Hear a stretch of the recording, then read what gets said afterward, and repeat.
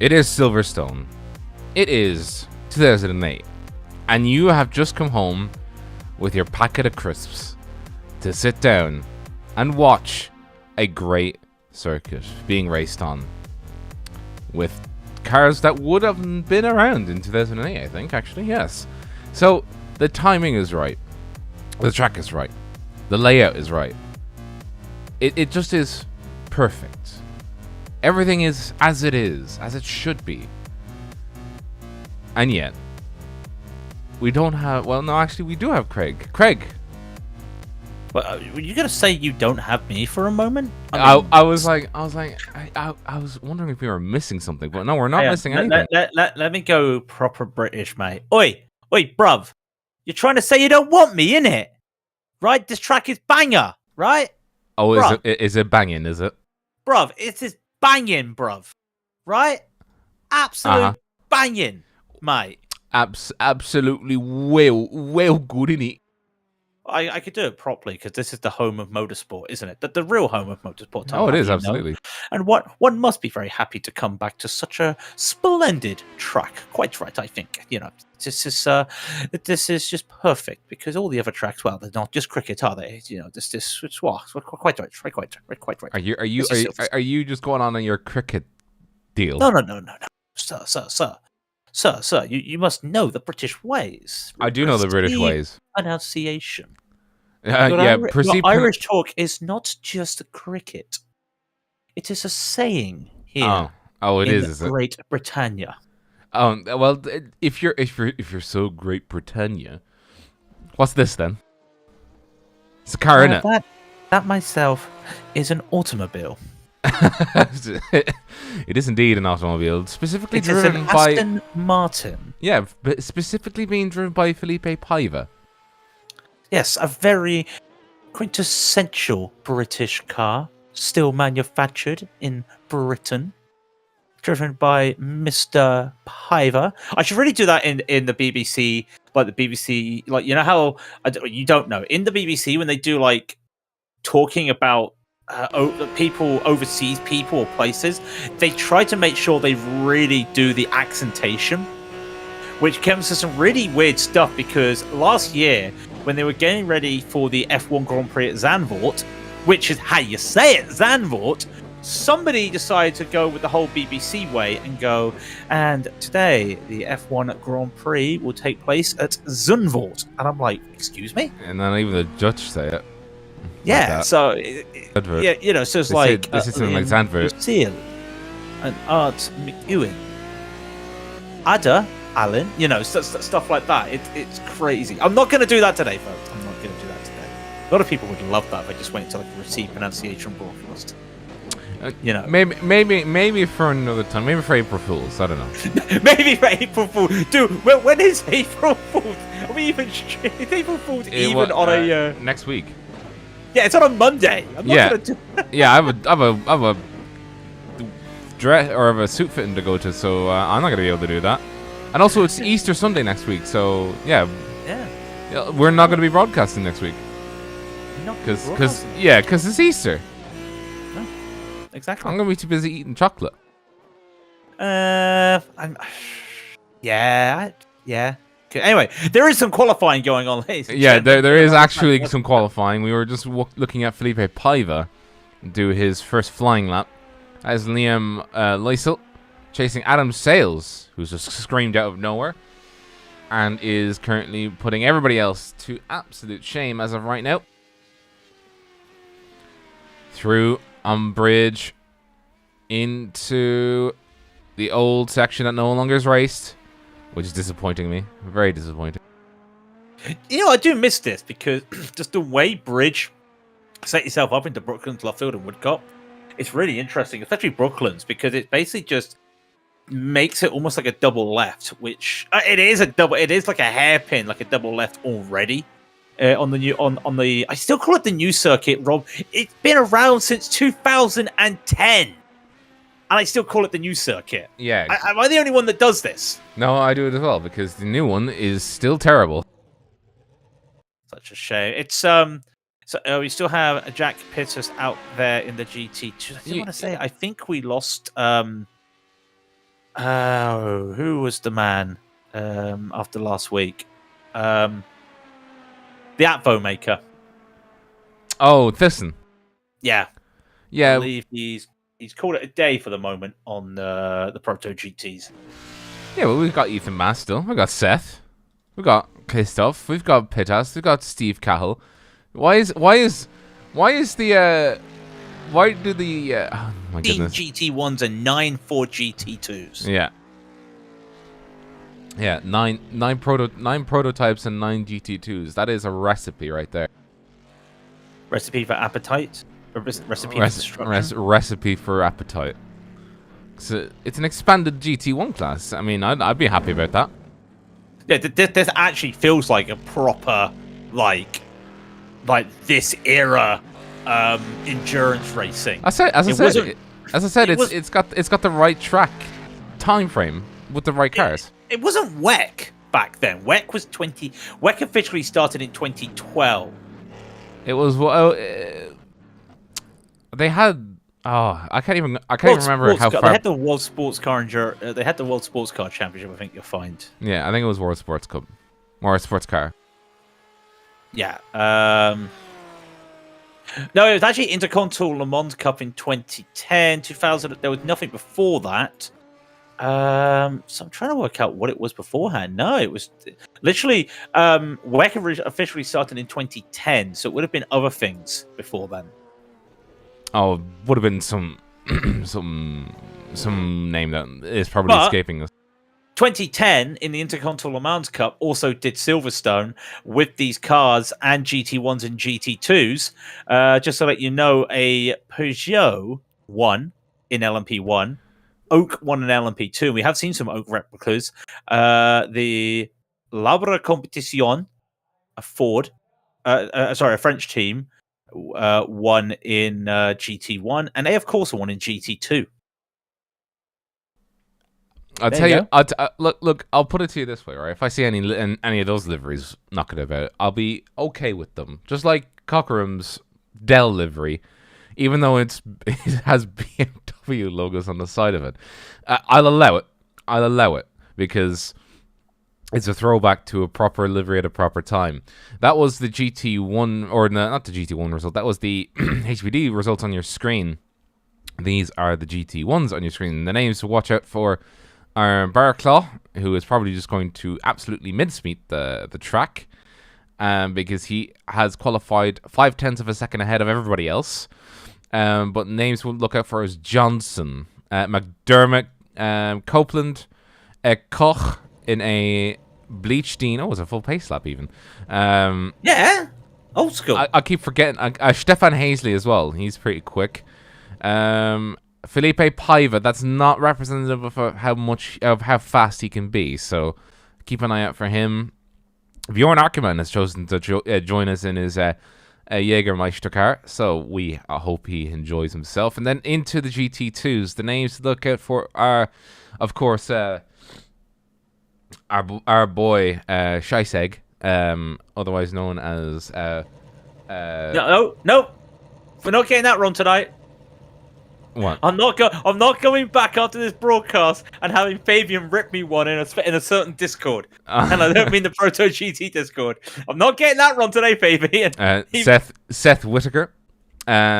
He is probably a bit down on where we expect him, and yeah, Olsen as well back with us. So yeah, quite a lot of names, and Bass as well. Ethan Bass, another name to watch out for as they get ready to go around quite a lot of this track. Well, actually, all of this track, as the pace car is going to be setting off here any moment with over 31 cars in situ. In total, we have 33 cars.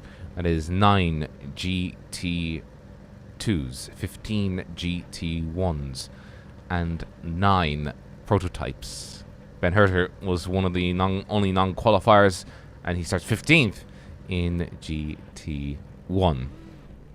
Base car steps off. I was gonna say, Rob, I've actually driven this. You've driven Silverstone. I've actually driven Silverstone in a GT1 car in this series last year, or 2 years ago, actually. No, 3 years ago. 3 years ago. The boys in Colour Shock Racing Toys decided to have a bit of fun one night and took part in this time slot 3 years ago in their GT1s. We helped boost it. A lot of people wasn't aware of it. We didn't do it again, and we kind of just lost it. But yeah, about 6-7 of us all just started racing around here.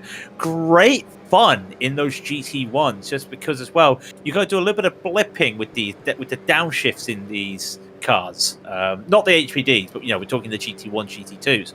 So it really does feel nice, and also you've got that old feeling. There's downforce still in these cars, Rob, but you just move that car around. You don't feel it. And I remember I was using a full rim when driving this instead of a modern day Formula rim that's in a lot of GT, basically in all the GT cars nowadays. So this was still using, I think if you look on the board, you'll see all these GT1s are using a round wheel. Just having that feeling just helped. But it was just so much fun because it was a GT car without the modern day grip of a GT car, and it just felt so much fun. Especially, of course, down at the Vale chicane, which is basically just a fast left-hander today because we're on the historic layout. Then Abbey as well, which is basically just a fast left-hander. That was great fun. This is just a fun track in general for the GT1s. It's also a much faster track as well, because the main bottlenecks are actually taken out.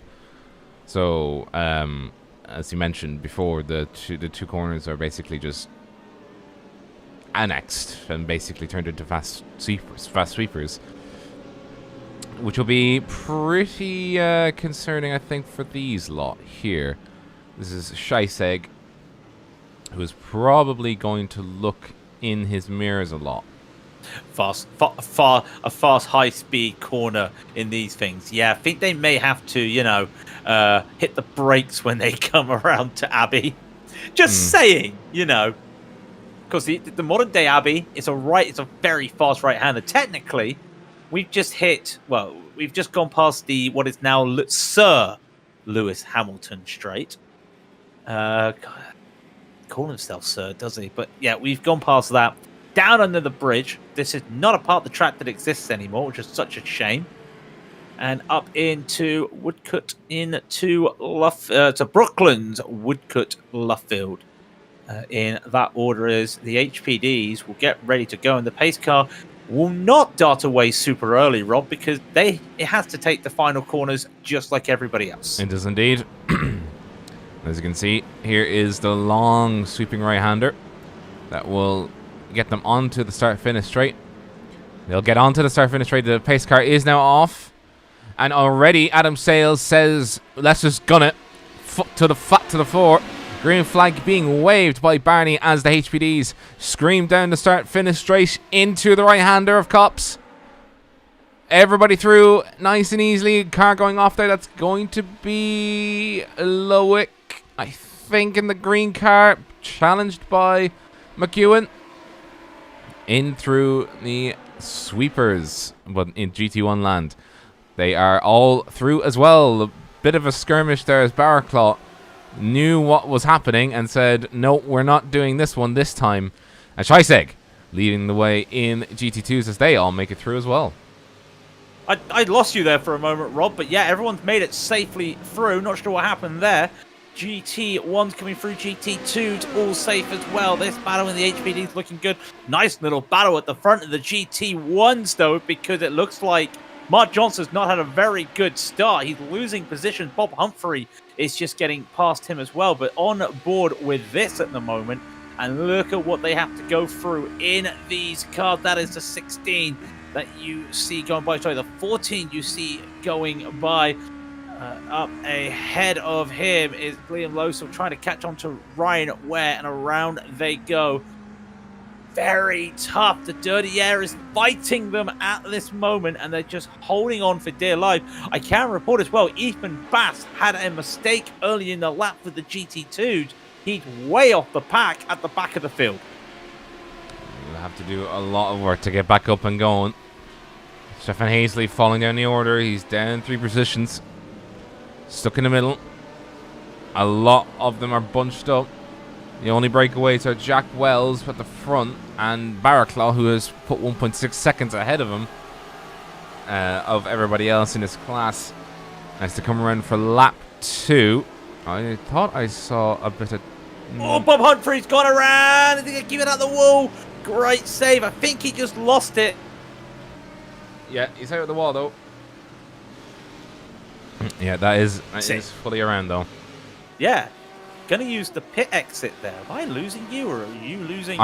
I think you're... hang on. Let's have a look. I think you're losing me. Very interesting. Right. Well, we'll keep an eye on it. We'll keep an eye on it. In the meantime, this is Conor McDermott chasing down Jack Wells, who's not been able to get away from the car number 17, stuck in the middle, and is unable to catch up to Barraclaw, who's just screaming away. Yeah, 2 seconds ahead of everybody else in this class at the moment. Similar in terms to Adam Sales, who we just saw on your cameras there, ahead of Ryan Ware, who's second, but being chased by Liam Lysel, who is battling for the second step on the podium. Doing what he can as well. Through he goes onto the Maggots and Beckett. Still feels weird. I kind of like now and then. That's the one thing I do like about the new layout, is that Maggots and Beckett is in the middle of the track. It's not right at the start. It's got a little bit more character having it in the middle of the track. It really just spreads the racing, but a really good run out of there for Ware. And he's not going to be able to do anything behind as well. You see a little battle. Thomas Crump trying to hold off Loic Guiliaru as well. Apologies for the pronunciation there. He's going to make that move though as Loic through Stowe. Really nice move, but can Crump hold on to this through the Vale chicane? Nope. He makes Loic force a mistake there through Vale. Does not happen. Really nice little move there, and Thomas realizing it was no point fighting that. He's now got Allen behind him. Yep. Let off and let the car by. There was no point in trying to fight that through sweeper, because it's going to end up in tears either way. You cut it. In the middle of GT1 class, we have the car of Kenneth Copeland, and I did say, look at Felipe Paiva as a potential. He was completely out of place when his uncharacteristically slow qualifying time, and he's already gained several positions up into 7th now, chasing down Kevin Copeland, sweeping through bridge. Up and left. You want to do a double left on this one. Swinging it wide, then back to the inside. Love it. I love it. I just love this layout. I just love seeing that on the bridge. Love just seeing, and again, this is what you expected to see in the old days. And what can he do? And there you go. Look at the steering they're going to have to try and put in as they come around this area. Very tough to just make sure that you are able to hold on. And how much speed is he going to carry into the first corner at Cops? Not a lot, but again, remember, this isn't the new off-track rules here, Rob. This is the old ones. You can use that AstroTurf, not a lot, because of the off-track rules. The off-track rules were implemented as a result of, well, making sure that they kept it in line, but probably a little bit too in line. Obviously, that has changed since the new layout, because you can either go wide or go into the wall due to having to hold the steering wheel, but to each their own. Seth in 3rd. He has done well. He started 6th, if memory recollects me, or 5th. Yeah, actually. He started 5th, so he's gained 2 positions. That's the main thing. He has come up and up and is chasing down Kristoff, the Legendsick. In through Stowe and in through the left-hander. I am assuming these cars look. You look at how much they bounce, and you tell me that that's a car made for racing. It is and it isn't, as Seth goes a little bit wide there. I'm pretty sure there's not an off-track there. Well, I do like one of the things that Seth answered, because people have been asking about the suspension on the Ford. It's been quite a while, but at the same time, iRacing really want to focus their resources elsewhere. You can understand it with everything that's been happening on the sim, especially with Tempest and everything going on. So these cars just a little bit left out, but give them credit. The Ford GT2 and GT3, one of the first cars on the service to get new damage model, just because they're not trying to fix what's on this GT2 doesn't mean they don't care. Ackerman is off. He crashed. Let's have a look at him. Oh, too much speed going into Brooklands. In through Brooklands. It's going through. He was down the position order already. Ow! That is an unhappy car. An unhappy car is a wait. Hang on. A sliding car is an unhappy car. There we go. Yeah, there you go. Yeah, you have it now. You have it now. Does Bruce have it, though? That's the question. He doesn't have it on Arnold at the moment, and Arnold with the red, white, and blue, leaving a little bit of a space there, but Bruce can't get it through. Rankin's looking, goes for a little bit of a rallycross. Side by side they go, and Kosh is going to have to hold this. Oh, that's good. Side by side through. Abby, is they going to be moving to bridge? No, still side by side, and Bruce holds it round the outside to get that position. Great little battle between those two, and Bruce really just put the pressure there. He was putting the car in places I wouldn't like to go, but he had that commitment. DBR9 very pliable, able to take the punishment in through the corners a little bit better than what the Corvette can. By the way, there's one of 2 Corvettes. Troy Eddy in the Marine. What is that? Marines? I thought that was a cigarette brand. No, that is actually the Marine, as in the American. The Marines. Okay, I was that is their logo, yeah. Oh, I didn't know they sponsored a car. Well, the American Army sponsor a car. They also had a video game, remember? Yeah, I remember. America's Army 3. I know, it wasn't free. It was just America's Army. It was fantastic. I remember playing that game. It was like one of the best first-person shooters, online first-person shooters, in like 2005, 2004, 2005, 2006. Imagine making a game to recruit people, but it's played by people that's outside your country. Yeah, brilliant. Look, Harry Ali, Thomas Crump, they are playing a game in their own country at the moment. They're not looking at any America's Army. I did see there's a lot of tyre smoke at Cops. Did we miss somebody crashing out there? We'll have to look at that in a moment. But Peru here, and I just realized the HPDs are in the back of the Ford GT2. That's a mistake. but Thomas is going to get away with it. Sorry, I just realized they're in the traffic now. Into the traffic they go.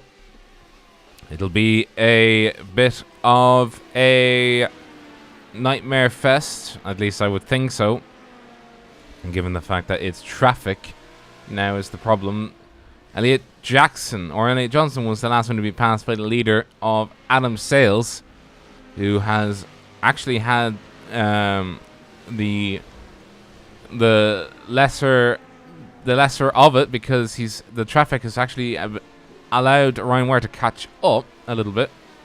So the same problem could befell David Barraclaw if he's not careful, because by my reckoning, by my very rough napkin mathematics, he is in potential for also taking part in lapping cars probably towards the end of the race, though. So, Raidillon guesstimating service is back in effect, and we're watching Felipe Paiva go through the field. Let's have a look at the Ford GT2 battle going on in a moment. This is Paiva. He's making up the positions. He's now +7. He's still going to be minus I rating at the moment, Rob, because he is a almost 6K driver. I know that's not important sometimes when you race these series, but you know, it's always just an interesting stat to just add on. That's why he's the number 2 car out there today, but he is catching at speed. He was a little bit slower than Mark Johnson last lap, but again, I think he had to get past Kevin Copeland, so maybe he can do a bit, because you think about it, outside of David, who's 6 seconds ahead, the rest of the field is separated by just 7 seconds from 2nd down to 9th, which is pretty impressive. But yeah, that battle in the Fords was just really interesting for a moment, because Christoph, Whittaker, and Pitters all together in one go, and they almost had some overtaking happen. Seth trying to get past Christoph, who's been putting up a very mean resistance. Car number 10, Liam Loy, still trying to go around the outside, trying to even go around in the first place. He'll have his chance once he come on to the start-finish straight. Compromise the inside line of Seth a little bit, but he will have a little bit of a slipstream. Not much of a consolation prize, though. Coming through into Cops. Out and wide. Don't cut too much of that grass line. That was really sounding British there. Don't cut too much of that car. Oh god, that's Bob Humphrey. Sorry, off on the grass there. He stopped. What has happened to Humphrey? That's been stopped for a while, Rob. Now, I'm not sure what has happened here. He's just pulled the car over. Is that a hardware failure? No, you know what I think that is? That's either it's either a computer failure or a monitor failure or something, because he originally went to the left and then got himself over. So I reckon something's happened there. Hopefully everything's all right for Humphrey as we keep watching this. Whittaker trying to find a way to make a run here. And it's very tough, especially when you've got the bottom half of the HPDs, or just any HPD coming through, unable to really make the move, as Alan will come on down and not make that move yet, just waiting for a moment. He's now in a battle to hold on to P5 with Thomas Crum, and Seth said there's a gap there. I'm taking it. Yep, and the inside goes to car number 22. That is Thomas Crum, who has been trying to chase down and past Ada Allen the last half of the race. And as the clouds, actually, they have slightly gone dark. We're not expecting rain. Well, let's have a look at the weather. It's partially cloudy with a track temp, with an air temp of 20 degrees and a track temp of 27. Excuse me, what's going on here? Forecast not working very well at the moment. iRacing knows there's an issue. Which actually quite funny, because if anyone was doing the Sebring 12 over the weekend, they would know that after the rain, the bug with iRacing meant that the track was still declared wet. So for the whole race, despite we were dry for 8 hours of the 12 hours, we had the rain lights on. Yeah, that's funny. That's funny. Teething problems. You get it. You get it. Ethan Bass has actually caught up and is now passing Elliot Johnson. There go the wipers. Why are the wipers on? Wait. Why does the Ford GT2 have wipers? Hiya, why does the Ford GT2 have wipers? We watch Bass trying to defend this position here. Gets it on old school wipers as well. Not the modern day thing. Mistake from Bass. Johnson's going to try and fight it, but the run is there for Bass. As they hit Abbey, he should be able to hold on to this position. Keeps it safe and clean. Whoa, whoa! That is Carl Giangrande. Or Giangrande. Stopped in the middle of the track. Or not in the middle, off to the side anyway, blocking half the track. Oh, he took too much of the inside curb at Abbey. Too much so that he went onto the grass. And then a little bit of a landmine there at the grass just threw him in the air and spun him round. That will do you no good when that happens. By the way, that is Bjorn Ackerman. He is racing for a place because the two incidents that he has had with the car just deciding that it wants to no longer exist as a racing car. Conor McDermott of the all right, well, no. It's on the wrong car. No. Just no, Connor. Just no. No. Wasn't that meant to be on the Jaguar prototype? Yeah. The Jag prototype that for some reason raced. Yeah, don't we mean somehow raced? That was a beautiful car. All right, I will say this. In the 80s and 90s, some cars were made beautiful because of their sponsorships. We're talking about the Martini Porsche. You know what I mean? Yeah. Technically, hey, let's just say it. The Benetton looked good because of the sponsorships. You know what I mean? Yeah, true. You know, the Jaguar, the CJX, I think it was. I can't remember. That was amazing, especially with the white and the purple. Such a unique color. Of course, that was a time when advertising tobacco products was allowed, and we do not condone tobacco products. Not advise tobacco products. No, not these days anyway. Not these days. She has a nice green on that Aston there, on Matthew Werner's. It is British racing. One must, when driving a British car, use the correct colour from the country, which is the British racing green. So what you say to everybody else then? That's not like. Look, what about Felipe Paiva? Are you saying that his car looks incorrect? No.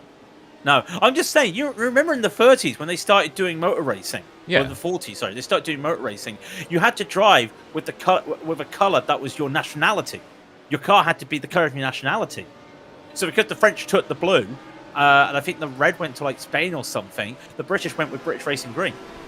I thought the red went to the Italians. Yeah, sorry. Yeah. I can't remember which one it was, but yeah. And of course the Germans had white, but then Mercedes didn't have white, so they just turned up with a bare car, and it was silver, hence the silver arrows, and hence why, they use silver.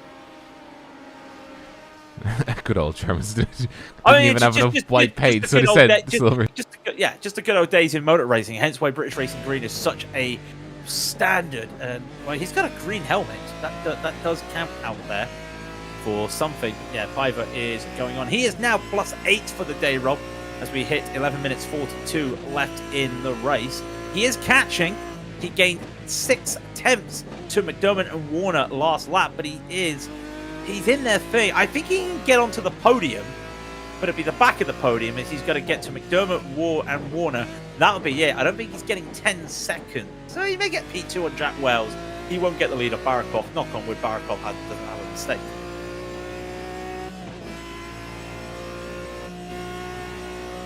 I've cursed a man now. Yeah, you absolutely have. You not only cursed him, you full sent it. You full sent it. How do you feel? I feel all right. Not much is happening in the HPD field, ladies and gentlemen. Don't worry about that. It's the GT1s having their go. GT2s are still pretty hot, but Seth cannot find a way to get through. But here's Elliot Johnson. He's still been battling John Olsen after Ethan Bass getting through another car. So these two having an interesting fight at the back of the field. Olsen -1 for the day. Elliot Johnson is net 0. Trying his best to just get up. Now, he's in a classic Ford livery. It's a default iRacing paint, but that blue and orange stripe, that's classic Ford, Rob. Oh, it is absolutely. No, it's a case of which Ford era would you go for? The GT40 era or the modern era?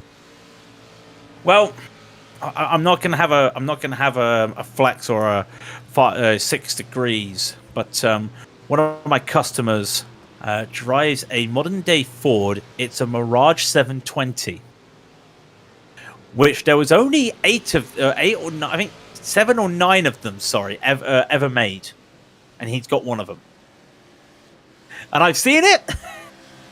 And those modern Fords are pretty good. I'm not gonna lie.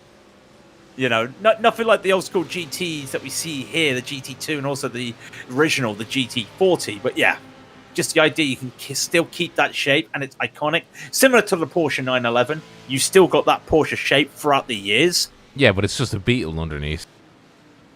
I'm not going to talk about this slander. I mean, I love a 911 as much as the next man, but like, when half your range, like with the Carrera, like, it's just a baby 911. And it looks the exact same. Like we're not slandering the Carrera. It's still a beautiful car. I know. I'm throwing standard grenades here. They're going off in Porsche's backyard. You know. I'll slander all of. I'll even slander the 918. Oh, that is a very uppity HPD there. That who in the world was that? Well, Loic? No, it wasn't. It was Loisel. Loisel having issues coming through cops and almost losing the entire thing altogether. Wow, yeah, and that's the AstroTurf. It's a little bit slippery. In fact, I think he went to the part of the AstroTurf that turned into grass. I think that's how far he was going. So he's having a little bit of a problem there. That could have been heartache, because that could have just taken the car all the way around. He's lucky he didn't, Rob, because that was a bit scary. As I say that, he almost goes into the back of Felipe Paiva, who got past Matthew Warner, and now he's hunting down Conor McDermott with 8 minutes left in the race. Oh, that is cutting it close there, as they would say, coming under bridge, right on through the unused part of the track. Felipe Paiva will take a moment just to breathe, as the McDermott's line is also compromised. Ooh. That is a send on the inside. By that's not a stand, that's a bully. Yeah, that is what I would consider the I hit Tiki Neem on the inside line. Oh, yeah, because I've done that. I actually have in a faster class and everything. Loic Gillardeau sending it through. What is that line, Loic? Loic, Rallycross wasn't in Silverstone in 2008, 2009, okay? Just saying. Felipe, can we just see that catch there? Felipe really quick through Maggotts and Beckett, carrying way more speed than anybody else. And just watch this, right? So he holds on to this. Look at the speed he carries in here. He almost goes into the back of McDermott with the speed he's carrying. Ready? McDermott's starting to brake. Felipe's like, no, I'm not braking yet. He's forced to get on the brakes because of the way McDermott's taking that line. Yeah. Past Stowe into the left-righter. Sweep around on towards what this is the Lewis Hamilton straight, isn't it? No, it's the hangar. No, this is still the Wellington straight. Sorry.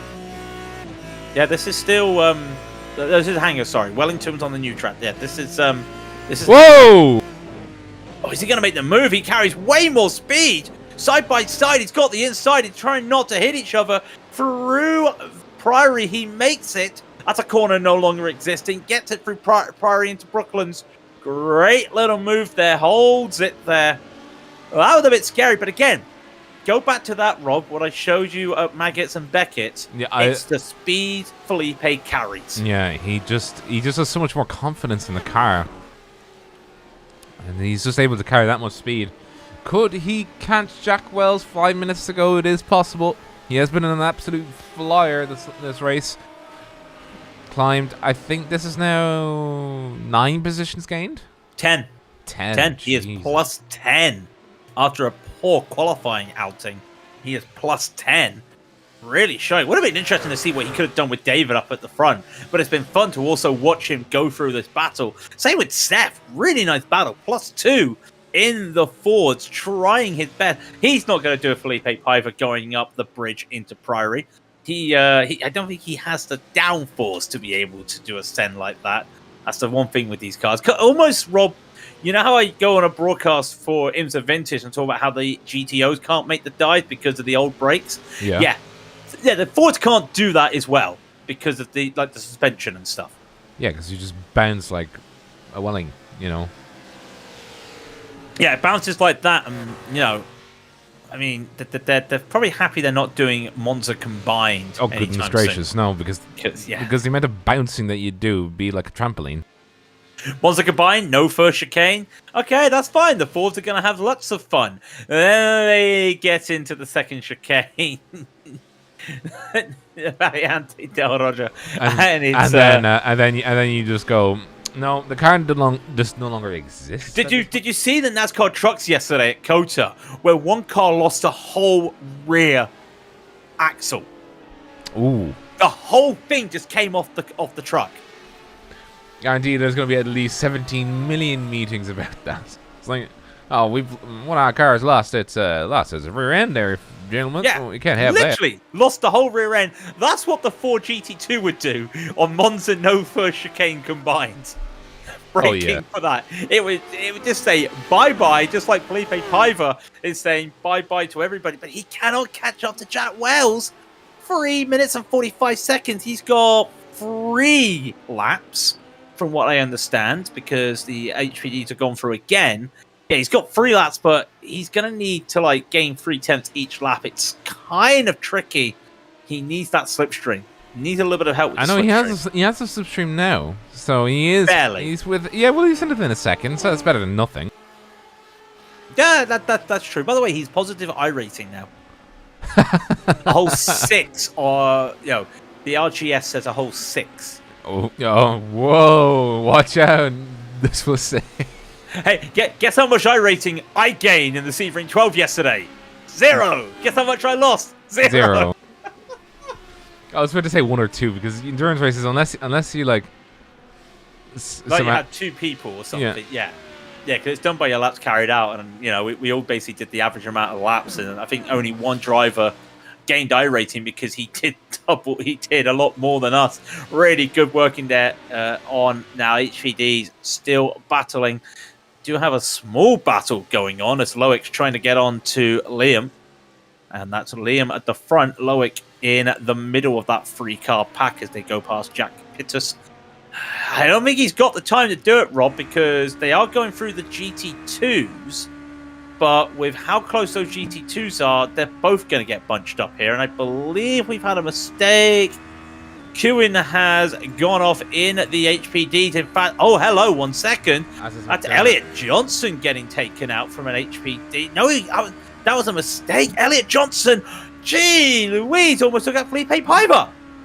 Yeah, Conor McDermott going down the order as well. And now unfortunately, I feel it might be impossible for Felipe Paiva to be able to make gains because he's now 2 seconds rather than 1 behind Jack Wells.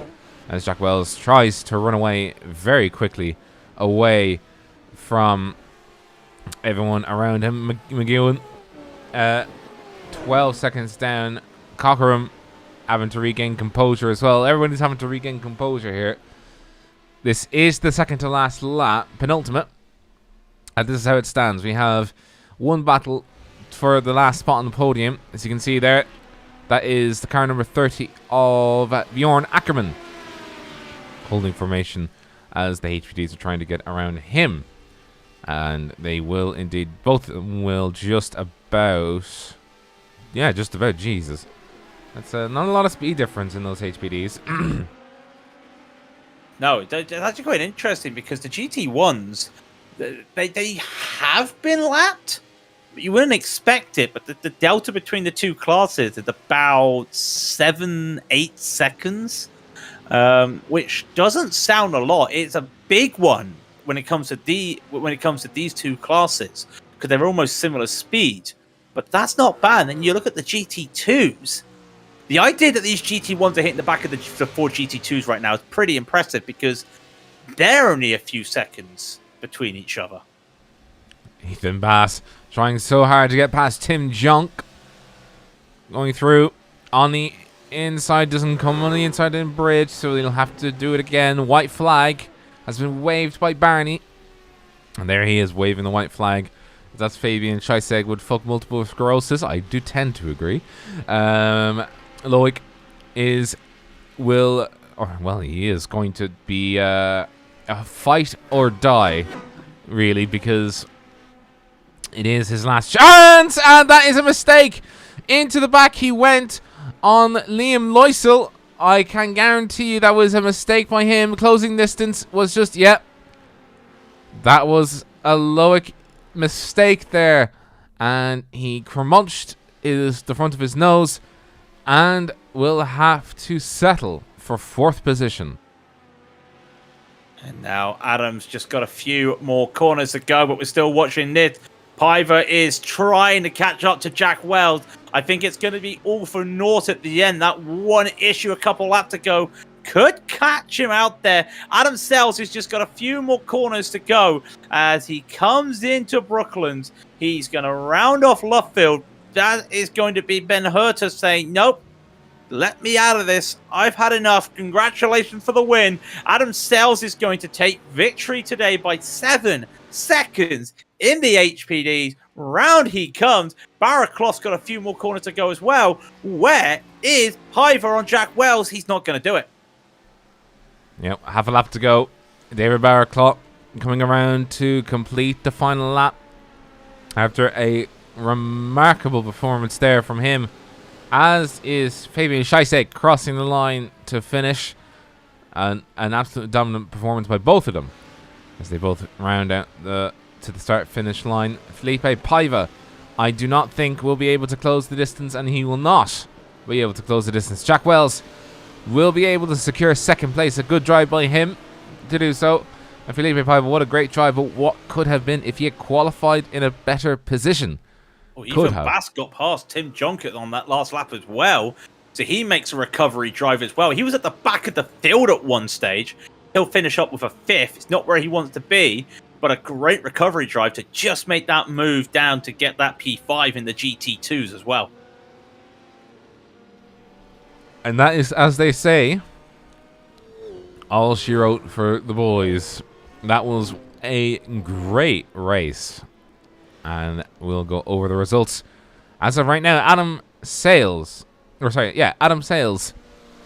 takes the lead in the HPDs. Ryan Ware in 2nd, Loisel 3rd, Gallardo in 4th, Allen 5th, Crump in 6th, Cochram in 7th, 8th is McEwen, 9th is Gangrande, and in the Genie Mac, is that really it? Yeah, that is it. I keep expecting more HPDs on the track. David Barraclough takes the win for the GT1s. Jack Wells follows him up in 2nd. In 3rd is Felipe Paiva. What a great race from him. Warner in 4th. Johnson 5th. Copeland 6th. McDermott 7th. Rankin in 8th. Hazley in 9th. Stefan Hazley in 9th. Arnold Koch in 10th. Saul 11th. Eddie 13th. Herder 14th. And Ackerman 15th. Humphrey retiring 10 laps down. Then we get into the GT2s.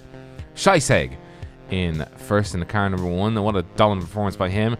Olesniczuk in 2nd with Whitaker in 3rd. Pittas in 4th with Ethan Bass in 5th.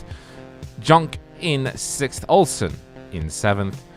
And in 8th is Johnson Cahill, rounding out the 9 that did their work on the GT2 field today. That is it for this week. However, it is not it for the rest of the series. Now, we won't be broadcasting next week because it'll be Easter, and I think everybody will be celebrating, and as will I. But we will be back for the Road America full course 15-minute race. 30? No, 50 for Road America. 50. I thought you said 15 for a moment. No. I gotta get some better hearing. 50 and that is on the week of the 2nd of April. And we will be posting when that broadcast will be happening when the time comes closer. On the Discord. On the Proto-GT Discord, which you should join. Wait, if you're watching this and you aren't on that, why aren't you? Yeah, go race with them. They love new people. Yeah. But that'll close it out for us. If you like what you see, click like, subscribe, and so you don't miss another race at Raidillon TV. As we said, we won't be back next week. We'll be back in 2 weeks' time to cover the race at Road America. But until then, I have been Robert O'Brien. And I have been Craig King II. And this has been Raidillon TV, the only broadcaster you absolutely ever need. Good evening, one and all.